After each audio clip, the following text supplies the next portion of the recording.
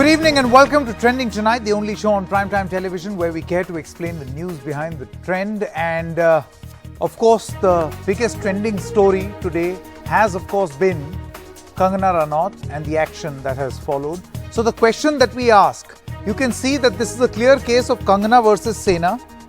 There was POK, Y plus security, now a demolition that has been seen, spoken about. A lot has been said by the court also. Has the governance been reduced in Maharashtra to an ego battle? Or for that matter, by all governments? It's all become an ego battle, hasn't it? Story number 2, please do not lose sight. The virus is still out there, strong and invisible. And we'll be getting you the latest figures, the latest trends as of this moment, what this actually means. But first, let's quickly tell you about this Kangana versus Sena war. Who said what on your screen right now? So Kangana said she has no trust in the Mumbai police, where the Shiv Sena said, if you feel unsafe, leave Mumbai, don't stay here. Then you've got Kangana Ranaut who says Mumbai feels like POK. The Sena says try comparing Ahmedabad with Pakistan. They dare Kangana Ranaut that if she can. Then Kangana says we'll go to Mumbai on the 9th, stop me if you can. Used very strong words. We'll be parliamentary about this. Stop me if you can. And then to that, you've got the Shiv Sena says Mumbai is the pride of the Marathi Manus. Then Kangana says probe the drug cartels in Bollywood, to which Sena says could probe Kangana's drug links also. So this tutu meme has been going on. Karni Sena, RPI, and we're talking about today. Karni Sena, RPI show support for Kangana at the airport. By the way, this is the same Karni Sena that opposed Manikarnika, a film in which Kangana acted, to which the Shiv Sena supporters, they also held black flags outside the airport. So this has been going on for a while. And then a statement that is made by Kangana Ranaut where she says, my office is like Ram Mandir, Babur has demolished it. To which Sena says, we were the ones who demolished the Babri Masjid. So what are you talking about? Last but not the least, she gave a video message. Again, a very slightly unparliamentary language used in that video message where she says, today you demolish my home, a message for Uddhav Thackeray. Tomorrow your arrogance will crumble. To which the BMC has demolished illegal construction in the office, is the statement that has come from the BMC. Now, of course, in a meeting of the Agadi, it has come out that they've come to a conclusion that BMC is an independent body and it is not the government. So whatever action they take, they are responsible. But what exactly has the court said? Let's quickly tell you. So this matter went to court very quickly. The court stayed the demolition being done by the BMC.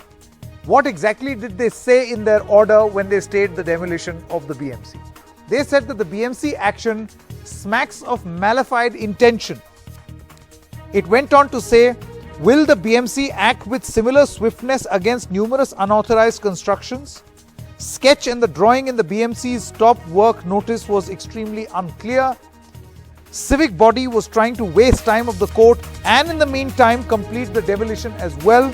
These are the words of the court in its judgment. And last point, we find the conduct of the BMC highly deplorable. I would say these are extremely strong words that have been used by the court. All right, let's also get you this interview. I interviewed Shiv Sena MP Priyanka Chaturvedi just a short while ago. Let's play out that interview. Priyanka ji, सबसे पहली बात मैं आपसे ये पूछना चाहता हूं, ये बदले का बुलडोजर नहीं था? Y+ के बदले आपने JCB लगा दी। इसमें आपको बदला कौन सा देखा? जो 2018 से एक इशू पेंडिंग है और BMC अपने हिसाब से काम कर रही है। BMC एम्पावर्ड बॉडी है महाराष्ट्र और मुंबई शहर के लिए, और उस मुंबई शहर में उनके म्युनिसिपल कमिश्नर भी हैं जो काफी एम्पावर्ड हैं, मेयर भी हैं। तो वो टेक्निकलिटीज को अगर आप दरकिनार कर अगर एक एजेंडा के तहत बार बार कहते रहे ये बदले की राजनीति है, उसका मैं जवाब नहीं दे पाऊंगी। पर जो प्रोसेस है, वो सेलिब्रिटी हो, आम आदमी हो, कोई भी रेजिडेंट ऑफ द सिटी हो, अगर वो फ्लाउट करता है तो उसका खामियाजा BMC की रिस्पॉन्सिबिलिटी है कि भुगतना पड़ेगा। आपको 2018 से ये कहा जा रहा था कि आपकी जो इलीगल कंस्ट्रक्शन है, एक्सटेंशंस हैं, उसको आप ऑथराइज करा लीजिए। अगर आप 2018 से आप ये बैठे हुए हैं कि नहीं करना है, तो BMC को भी कहीं ना कहीं एक्शन लेना पड़ेगा। हाउ इज इट बदले की राजनीति? मुझे और राजनीति कहाँ से है मुझे नहीं समझ में आ रहा है। क्यों पार्टी को धकेला जा रहा है इसमें, मुझे समझ में नहीं आ रहा। चलिए अब मैं आपसे वो पार्टी के ढकेले वाली जो आप बात कर रही हैं उस पर एक सवाल पूछ लें। आपने देखा कि बहुत सारे ऐसे बड़े नेता हैं शिवसेना के जिन्होंने बहुत ही अभद्र किस्म के शब्दों का प्रयोग किया। आपका कांग्रेस पार्टी से निकलने का एक सबसे बड़ा वजह ही यही रही थी कि महिलाओं का सम्मान नहीं हुआ। और जब इस तरीके के अपशब्द एक महिला के लिए बोले जाते हैं, भले ही उनका उस महिला का कोई भी एजेंडा हो, तो आप अपने आप को कहां पाती हैं? क्या वो शब्द नहीं बोलने चाहिए थे आपके हिसाब से? मुझे बहुत ही दुर्भाग्यपूर्ण लगा कि एक हिरासमेंट का केस, जो फिजिकल हिरासमेंट का केस था मेरे साथ, उसको आपने उसकी तुलना ट्विटर पे उस महिला के इशू से की जिन्होंने औकात की बात की। बाप किसका है, किसके बाप? जी मैं जवाब दे रही थी और मुझे इस बात से बड़ी आपत्ति हुई कि आपने मेरे उस इंसिडेंट को जिसके बारे में मैंने नहीं, मैं अपने आप को जरा विस्तार से समझा दूं। संकेत जी, जब आवाज उठाने का या सवाल पूछने का अधिकार आपको है, तो जवाब एक महिला का सुनने का भी मैं पर्सपेक्टिव में तो रख दूं कि मैंने सवाल, क्योंकि सवाल पूछा है उसका जवाब सुनने की आप क्षमता रखें। दीजिए। आपने कंपैरिजन किया है, 2 कंपैरिजन किए हैं। You are comparing apples to oranges, क्योंकि as a man you only see everything. अरे हरासमेंट ही तो है, आपने दूसरी तरफ की स्टोरी नहीं सुनी है। एक महिला पोस्ट सोशल मीडिया पे आकर तू तड़ाका बात करती हो, एक महिला औकात दिखाने की बात करती हो, एक महिला पाकिस्तान की कंपैरिजन मुंबई शहर से करती हो, एक महिला जो कहती हो मुंबई का हर एक जो वहां पे रहता है वो एडिक्टेड टू ब्लड है, जो कहती हो कि यहाँ पे माफिया चलता है, तालिबान से कंपेयर करती हो, उसकी तुलना आप हम जैसों से कर लेंगे और फिर जब उनको जवाब मिलता है आप महिला कार्ड प्ले कर देंगे।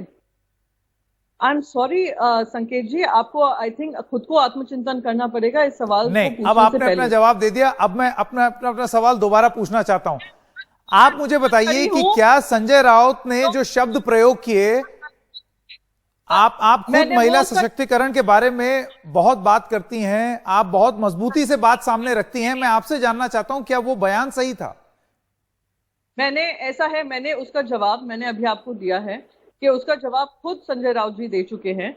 बार बार अगर आपको मुद्दा वही बनाना है और उस मुद्दे से दरकिनार करना है जहां मुंबई को दिन रात गाली पड़ती है, जब मुंबई में इलीगल कंस्ट्रक्शन किया जाता है क्योंकि आप सेलिब्रिटी हैं, 2018 से आपको ये कहा जाता है कि ये अवैध निर्माण है, आप जो अवैध है उसको आप उस पर एक्शन करिए। और ये पहली सेलिब्रिटी नहीं है इस देश की, शाहरुख खान जी के साथ भी ये हो चुका है, ये कपिल शर्मा जी के साथ भी हो चुका है, घर के अंदर लेट इरफान खान जी हैं उनके घर के से भी हो चुका है, सोनू सूद जी के साथ हो चुका है। पर किसी ने इस तरीके का सरकार पे दोष नहीं दिया। उन्होंने अपनी जिम्मेदारी समझी कि हाँ इलीगल कुछ काम हुआ है जहाँ पे बीएमसी की परमिशन नहीं है, उस पर उन्होंने कार्रवाई की। बार बार ये चोला उड़कर और सरकार पे आरोप लगाना, आई एम सॉरी बट आप जैसे मीडिया कर्मी, आप जैसे यानी पर से यू नहीं पर बहुत सारे चैनल्स उसको ये मुद्दा बना रहे हैं, पर ये नहीं देख रहे हैं कि इतने अवैध निर्माण जो होते हैं उसकी भी कार्रवाई की जाती है। बीएमसी को तो हर तरफ से दोष दे रहे हैं, बीएमसी काम करे तो दोष है, दोष में है, बीएमसी ना काम करे तो दोषी है। तो बीएमसी से पूछिए कि किस तरीके से क्या टेक्निकलिटीज हैं, किस टेक्निकलिटीज के अंतर्गत ये हुआ है। बार बार राजनीति को ना, मेरा आखिरी सवाल मेरा आखिरी सवाल आपसे प्रियंका जी सुन ली मैंने आपका। मेरा आखिरी सवाल आपसे है, आप मुझे बताइए ये कितनी राजनीति है और कितना असलियत है? राजनीति जब मैं शब्द प्रयोग करता हूं तो सिर्फ शिवसेना के लिए नहीं, क्या ये कहानी, चाहे वो सुशांत सिंह राजपूत की कहानी हो या ये एपिसोड हो, ये पूरा सेंटर वर्सेस स्टेट बन के रह गया है और अलग अलग प्यादे बदलते रहते हैं लेकिन कहानी वही है, सेंटर वर्सेस स्टेट। ऐसा है संकेत जी, मुझे आप बता दीजिए इस देश में कितने ऐसे लोग हैं जिन पे जान का खतरा आया, उनको Y+ सिक्योरिटी दी गई है, और यहाँ पर तो किसी ने जान का खतरा भी नहीं है। आप मुझे बताइए किस बिना पर इनको Y+ सिक्योरिटी दी गई? किस बिना पे आपका टैक्स पेइंग, जो आप टैक्स पे करते हैं, ऑनेस्ट टैक्स पेयर जो हम टैक्स पे करते हैं, उसको Y+ सिक्योरिटी उस हिसाब से दी जा रही है?